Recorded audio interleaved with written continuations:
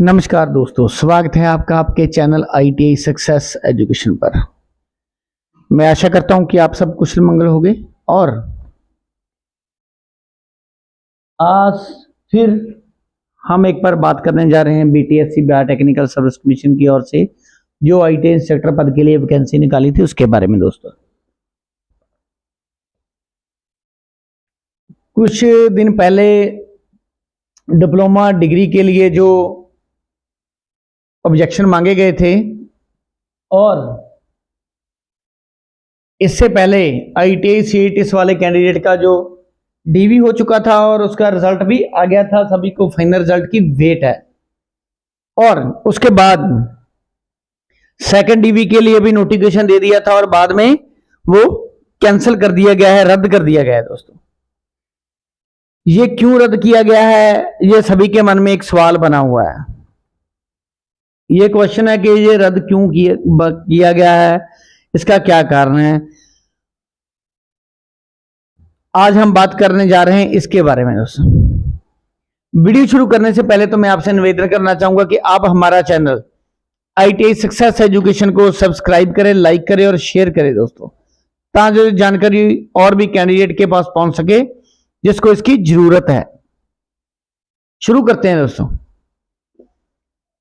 आपको शायद पता होगा कि जब इसका एग्जाम हुआ था ITI इंस्ट्रक्टर पद के लिए, तो तब इसमें कोर्ट केस लगे थे जो कि माननीय पटना हाई कोर्ट में था। उसके बाद ये सुप्रीम कोर्ट में भी चला गया था और उसके बाद फिर इसका स्कोर कार्ड जारी हुआ। अब जब रिजल्ट की बात करते हैं तो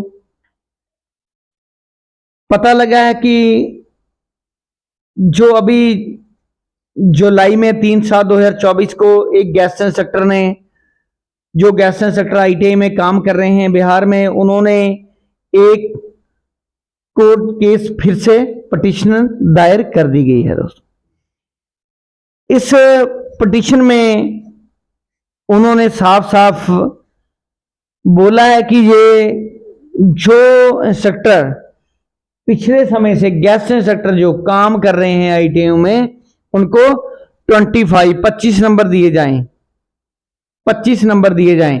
ये बात कर रहे हैं सिर्फ तो सिर्फ गैस इंस्ट्रक्टर की। दोस्तों, उन्होंने ये मांग रखी है कि उनको 25 नंबर दिए जाएं। और ये जो केस है, ये एडवर्टाइजमेंट नंबर जो 47/2023 के लिए लगाया गया है। ये जो गेस्ट वाले इंस्ट्रक्टर है, ये बहुत ही तेज हैं। इन्होंने पूरी भर्ती पर या पूरे एडवर्टाइजमेंट पर ये केस नहीं लगाया गया है। इन्होंने सिर्फ तो सिर्फ 47/2023 का जो एडवर्टाइजमेंट है उसी पे ही ये केस लगाया है, ताकि लोग सभी जो ट्रेड वाले हैं कैंडिडेट, वो एक साथ इकट्ठे ना हो सकें और केस को कमजोर किया जाए। ये इनकी चाल है जहां जो इनको कमजोर किया जा सके, केस को सभी इकट्ठे ना हो सके और अच्छा वकील करके ये 25 नंबर की जो मांग की है, ये वो नंबर इनको मिल जाए। इसीलिए ये कोर्ट केस इन्होंने फिर से दोबारा पिटीशन दायर कर दी गई है। दोस्तों, अगर ये सभी एडवर्टाइजमेंट में लगाते तो सभी कैंडिडेट, जितने भी कैंडिडेट, खासकर वो कैंडिडेट जिनका एग्जाम क्लियर हो चुका है, जिनका DV हो चुका है, वो सभी एक साथ इकट्ठे होके सभी इसके लिए लड़ते, ताकि जो जॉब उनको मिले, क्योंकि सभी को जॉब चाहिए होती है, इसलिए उन सभी को इसकी जरूरत है। जरूरत के अनुसार ही उनको यहाँ पे लड़ना बनता है। दोस्तों, इसीलिए ही उन्होंने ये गेस्ट वाले इंस्ट्रक्टरों ने केस सभी पे नहीं लगाया है, सिर्फ तो सिर्फ एक एडवर्टाइजमेंट पे लगाया है, ताकि जो सभी लोग इकट्ठे ना हो और केस को कमजोर किया जा सके और गेस्ट वाले जो इंस्ट्रक्टर है वो जीत सके। दोस्तों, मैं फिर बता देता हूं कि 25 नंबर की मांग की है उन्होंने कि 25 नंबर इसमें दिए जाए उनको। और आगे बात करते हैं दोस्तों, एक सेकंड केस, एक केस और लगा है जो कि जिसकी पिटीशन 9/7/2024 को पिटीशनर दायर की गई है। दोस्तों, जो पिटीशनर है वो पिटीशनर है कौन? जो पिटिशनर है वो पिटिशनर मैं आपको बता देता हूं कि कौन है। वो पिटिशनर है कॉन्ट्रैक्ट इंस्ट्रक्टर। पहले बात की हमने गैस इंस्ट्रक्टर की, अब जिसकी बात कर रहे हैं जिन्होंने 9/7/2024 को यह पिटिशन दायर किया है वो उसकी बात करते हैं तो वो पिटिशनर है, तो वो है कॉन्ट्रैक्ट इंस्ट्रक्टर।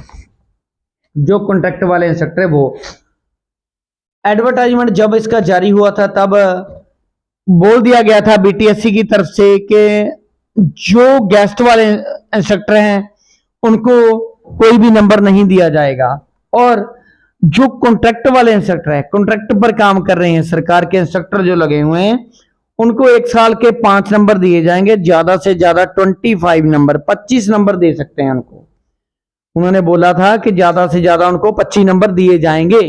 अगर किसी के पास 25 नंबर हो तो उनका तो नंबर आना स्वाभाविक ही है कि वो बिल्कुल श्योर है कि उनका नंबर आएगा ही आएगा। अब देखते हैं जो कॉन्ट्रैक्टर इंस्ट्रक्टर ने जो 9/7/2024 को जो पिटिशन दायर की गई है तो उसमें इन्होंने क्या मांग रखी है। दोस्तों मैं बता रहा हूं कि आपको कि जो इन्होंने मांग रखी है वो है आरपीएल।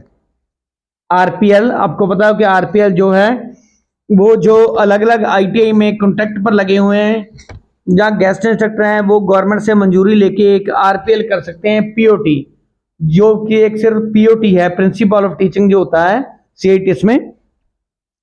तो देखते हैं आरपीएल या सीआईटीएस एग्जाम जो अगस्त 2023 को हुआ था, जिसका कि रिजल्ट तब नहीं आया था जब एडवर्टाइजमेंट हुआ था, उसके पहले का जिसका रिजल्ट एडवर्टाइजमेंट से पहले नहीं आया था, एडवर्टाइजमेंट के बाद जिनका रिजल्ट आया है उन, और जिन्होंने आरपीएल सीआईटीएस तब अप्लाई की थी या एग्जाम दिए हुए थे, रिजल्ट एडवर्टाइजमेंट के बाद आया था,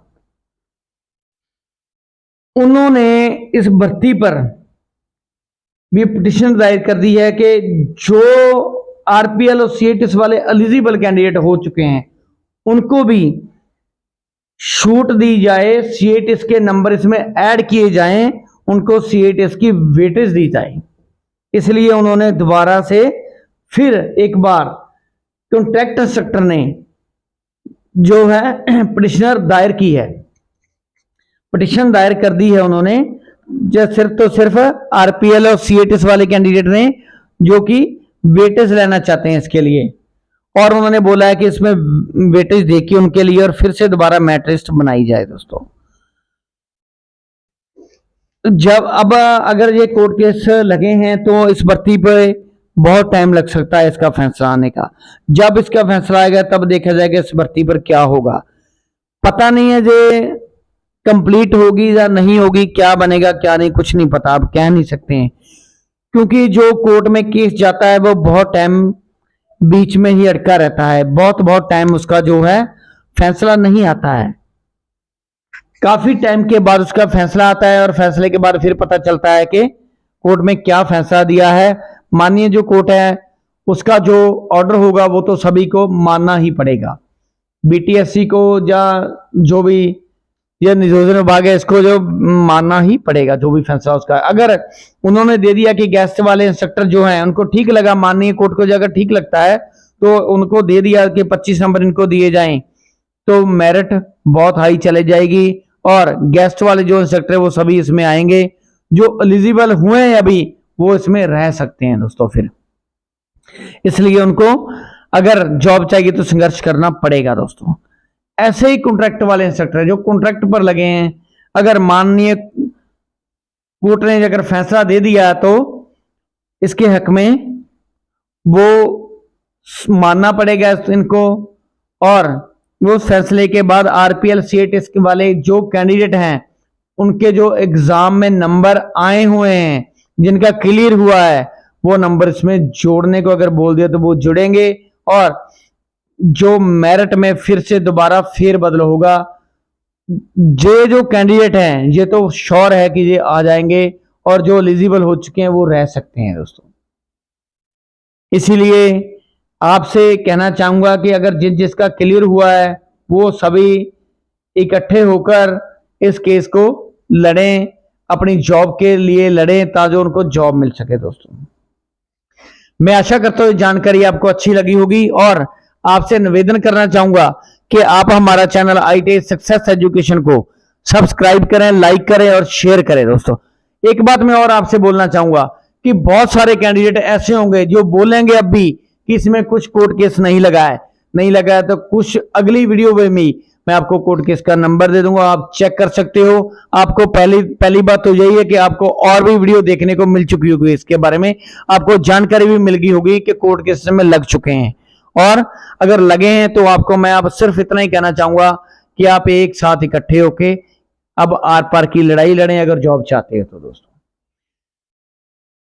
all the best, good wishes, and मैं आपसे निवेदन करूंगा फिर एक बार कि आप हमारा चैनल ITA सक्सेस एजुकेशन को सब्सक्राइब करें, लाइक करें और शेयर करें। दोस्तों चैनल पर विजिट करने के लिए थैंक यू, धन्यवाद।